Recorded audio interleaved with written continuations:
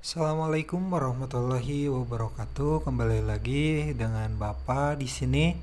Pada kesempatan kali ini Bapak akan menerangkan tentang materi teks berita.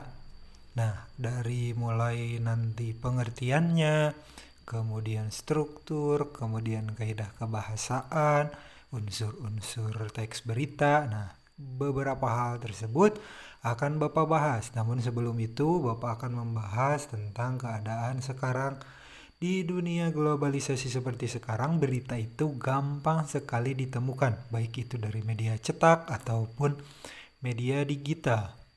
Nah, namun kita harus pintar dan tahu apa itu berita, unsurnya, ciri, dan kaidah kebahasaannya supaya apa? Supaya kita bisa mengetahui yang mana berita fakta dan yang mana yang merupakan berita hoax atau berita tidak benar. Nah, untuk mengetahui hal tersebut tentu saja kita harus mengetahui pengertian, unsur, kemudian struktur dan kaidah kebahasaannya supaya kita bisa membedakan mana yang dimaksud dengan berita fakta atau yang benar atau yang mana yang disebut berita hoax atau berita palsu. Nah, itu. Yang selanjutnya kita mulai dari pengertian teks berita. Berita adalah informasi aktual tentang fakta-fakta dan opini-opini menarik perhatian orang. Sebagai masyarakat yang selalu berkembang, kita memang membutuhkan informasi baru sebagai pengetahuan sosial kita. Nah, itulah sedikit mengenai pengertian teks berita. Untuk lebih lengkapnya bisa kalian cari lagi lebih mendalam di buku atau media internet. Nah, yang selanjutnya struktur teks berita. Struktur teks berita itu terdiri dari 3, yaitu adanya kepala berita, adanya tubuh berita, dan ada ekor berita. Nah, ketiga bagian tersebut merupakan bagian struktur yang membentuk satu kesatuan utuh sebuah teks berita. Nah, baik, selanjutnya kita akan membahas satu persatu, mulai dari kepala berita. Apa itu kepala berita? Nah, pasti kalian bertanya-tanya kan, apa itu kepala berita? Kalian belum mengetahui apa itu pengertiannya. Bapak akan membahasnya. Pengertian kepala berita yaitu memiliki ruang lingkup bahasan yang lebih besar. Artinya ada banyak informasi yang disajikan pada bagian ini. Informasi penting dalam berita memuat unsur adik simba. Adik simba umumnya pada bagian awal berita penulisan akan mengawali informasi dengan menyajikan 4 unsur, yaitu apa, di mana, kapan, dan siapa. Adik simba itu tadi ya pengertiannya apa, di mana, kapan, siapa, mengapa, dan bagaimana. Nah, itulah pengertian dari kepala berita. Yang selanjutnya, apa itu tubuh berita? Kalian juga pasti bertanya-tanya apa itu tubuh berita. Nah, Bapak akan menjelaskannya. Pengertian tubuh berita, bagian tubuh berita berisi tentang penjelasan atau informasi yang disampaikan pada bagian kepala berita. Nah, bagian ini adalah jawaban atas pertanyaan mengapa dan bagaimana. Umumnya memuat latar belakang atau alasan suatu peristiwa itu bisa terjadi. Nah, dalam pengertian tubuh berita ini biasanya di sini inti dari informasi berita itu ya, mengapa bisa terjadi suatu peristiwa atau kejadian, kemudian bagaimana kronologinya akan dijelaskan secara terperinci di bagian tubuh berita. Ini adalah bagian utama dari sebuah berita. Yang selanjutnya, apa itu ekor berita? Nah, untuk pengertian ekor berita, Bapak akan paparkan apa itu ekor berita. Pengertian ekor berita bagian ini mencantumkan informasi bersifat tambahan. Apabila bagian ini dihilangkan, tidak akan berpengaruh terhadap pokok berita. Nah, jadi untuk ekor berita ini mau menggunakan ekor berita bisa mau tidak menggunakan ekor berita juga itu tidak akan mempengaruhi pokok berita. Biasanya dalam ekor berita ini hanya bersifat informasi tambahan-tambahan yang diberikan oleh pewawancara ya, narasumbernya, sehingga berita menjadi lebih menarik. Nah itu, jadi meskipun tidak ada ekor berita, tetap informasi pokoknya sudah tersampaikan. Yang selanjutnya yaitu tentang kaidah kebahasaan teks berita. Dalam kaidah kebahasaan teks berita itu ada beberapa. Yang pertama ada yang disebut dengan verba transitif. Yang kedua ada kalimat langsung. Yang ketiga ada adverbia. Yang keempat ada konjungsi. Yang terakhir ada bahasa baku. Nah inilah kaidah kebahasaan yang harus ada dalam sebuah teks berita. Tetapi tidak harus semua kaidah ini tersampaikan atau terdapat dalam berita tersebut. Kita bahas satu persatu. Verba transitif yaitu kalimat dapat diubah ke bentuk pasif. Yang kedua, kalimat langsung. Kalimat langsung yaitu kalimat bentuk percakapan. Nah biasanya kan ada wawancara dan dengan narasumber. Nah itu biasanya dicantumkan dalam sebuah berita supaya hasil isi berita itu lebih real kan, lebih nyata karena memang hasil pembicaraan dari narasumber. Yang selanjutnya ada konjungsi atau kata penghubung. Nah, yang selanjutnya lagi kalimat tidak langsung atau kalimat kutipan tidak langsung. Yang terakhir itu bahasa baku. Bahasa baku itu adalah bahasa singkat, padat, lugas. Nah, bahasa baku itu biasanya digunakan dalam teks berita. Teks berita itu jarang menggunakan bahasa-bahasa yang tidak baku. Nah, kan karena ini bersifat pemberian informasi. Kemudian selanjutnya unsur-unsur teks berita. Yang pertama ada what, kemudian who, kemudian when, kemudian ada why dan how. Nah itulah unsur-unsur dari teks berita. Nah kita akan membahas satu persatu. Yang pertama adalah what. What adalah unsur pertama, adalah artinya apa. Nah ini biasanya berisi nama atau identitas apa yang sedang atau telah terjadi dalam suatu peristiwa atau kejadian. Nah itu pengertian what. Yang kedua who. Who atau biasa artinya yaitu siapa. Biasanya who ini berisi mengenai siapa yang terlibat dalam suatu kejadian atau peristiwa di dalam teks berita tersebut.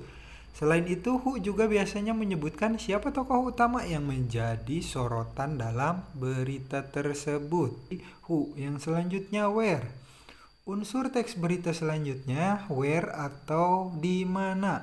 Nah, where ini menyatakan lokasi atau tempat terjadinya suatu peristiwa atau kejadian di dalam teks berita tersebut. Nah, jadi ini menerangkan tentang di mana tempat kejadiannya, kemudian lokasinya. Nah itu untuk yang selanjutnya yaitu when.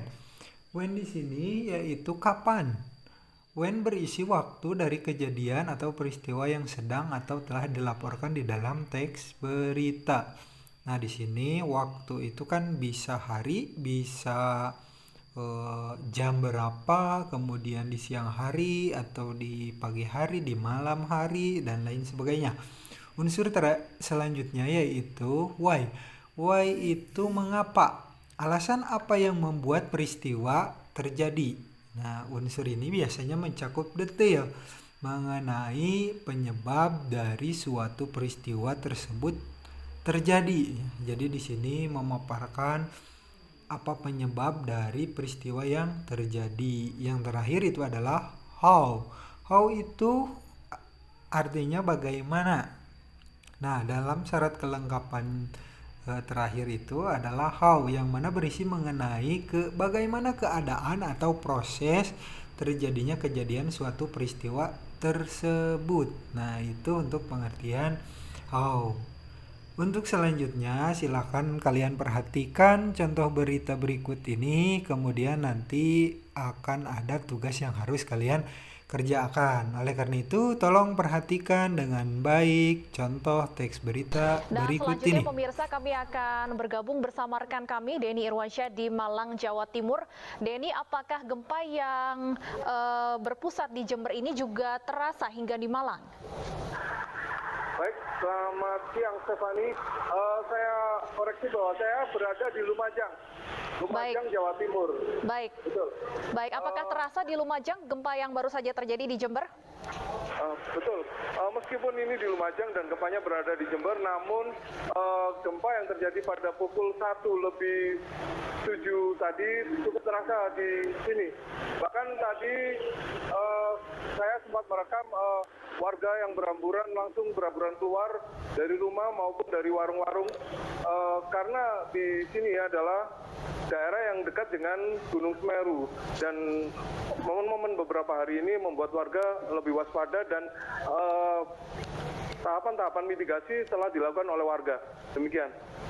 Baik, kalau kemudian warga tadi Anda sampaikan panik berhamburan, apakah artinya getaran gempa ini cukup besar dirasakan di sana? Bisa digambarkan kepada kami seberapa besar getaran yang Anda rasakan? Betul, tadi gempa meskipun tidak lama, hanya sekitar 5 detik, namun cukup terasa. Saat tadi seperti yang saya rasakan, saya sedang duduk dan tiba-tiba bergerak seperti didorong, dan itu juga dirasakan oleh teman-teman saya hingga semuanya keluar, dan tadi semua terekam bahkan dalam CCTV tempat duduk saya tadi. Berapa kali gempa ini dirasakan di sana, Denny? 1 kali, Stefani. Hanya 1 kali. Baik, Anda juga apakah dekat dengan pengungsian warga Semeru? Denny, bagaimana kondisi di sana pada saat terjadi gempa? Betul, saya saat ini dekat dengan pengungsian, bisa saya tunjukkan. Namun ketika siang seperti ini, pengungsian cenderung kosong, Stefani. Warga pulang ke rumah masing-masing. Namun di sini ramai, banyak warga tadi semua keluar dari warung ini, juga dari rumah-rumah ini keluar. Berbeda memang dengan di sini, di Semeru, di Lumajang ini, warga memang sudah terbiasa dengan mitigasi ketika apa yang terjadi seperti ada letusan atau getaran, warga langsung otomatis keluar dari rumah, seperti yang tergambar tadi. Baik, baik, terima kasih Denny Irwansyah melaporkan langsung dari Lumajang, Jawa Timur. Tetap jaga keamanan, Denny, selamat bertugas kembali. Ya, pemirsa, informasi yang kami terima dari rekan kami di lapangan, gempa yang berpusat di Jember ini juga dirasakan hingga di Lumajang, Jawa Timur, dan dari informasi yang kami terima juga gempa ini terasa di beberapa daerah lainnya. Di antaranya adalah juga terasa hingga di wilayah Bali, meskipun intensitasnya lebih rendah. Kemudian juga di daerah Gubukmas, Mataram, Kepanjen, dan Sumber Pucung. Informasi dari BMKG bahwa gempa ini berpusat di lautan, sehingga meskipun bermagnitudo 6,2, getarannya memang tidak terlalu terasa di kota Jember sendiri, dan tidak ada, sejauh ini kami belum menerima adanya laporan kerusakan bangunan. Sudah terjadi 2 kali gempa susulan dengan kekuatan yang semakin melemah, terbesar hanya 4,6 magnitudo, dan gempa susulan ini mungkin saja masih akan terus terjadi meskipun kekuatannya akan terus melemah. Kembali kami informasikan bahwa gempa yang terjadi di Jember, Jawa Timur dengan kekuatan 6,2 magnitudo ini tidak berpotensi tsunami.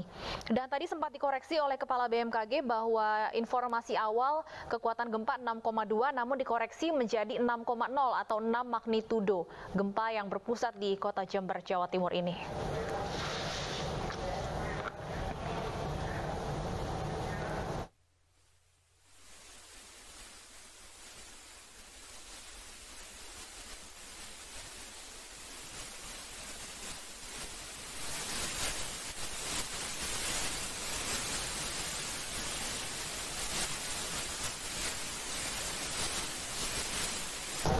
Demikian pemirsa breaking news untuk saat ini. Saya Stefani Patricia. Selamat menyaksikan tayangan kami selanjutnya.